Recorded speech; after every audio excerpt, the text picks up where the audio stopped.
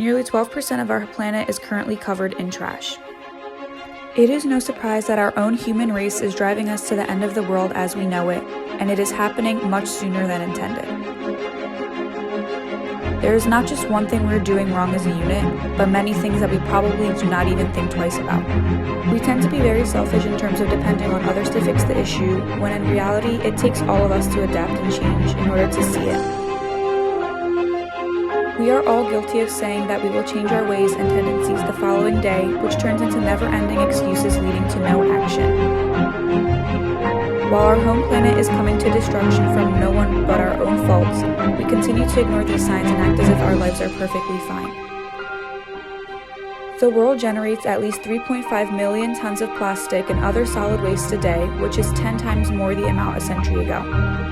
The US is the king of trash, producing 250 million tons a year, roughly 4.4 pounds of trash per person per day.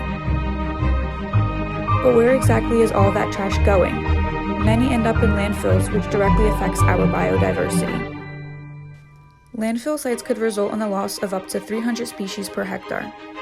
The chemicals contaminate plants and waters, which are then consumed by animals lower in the food chain. Because we are always so caught up with technology, we choose to ignore the bigger picture going on around us and simply act as though there is not a big concern.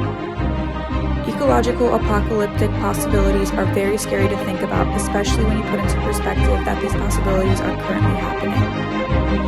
The chances of an ecological apocalypse happening is very likely, and the struggle to rein in carbon emissions, keeping the planet from melting down, maintaining our biodiversity, or cutting down the amount of plastic and packaging we use on a daily basis are all issues that we must start acting on before it gets to a state of no reversal. If we want to share a life full of adventure and enjoy our lives as we know it, we must act now, or else we won't be able to enjoy the good things in life or simply live on our home planet for much longer.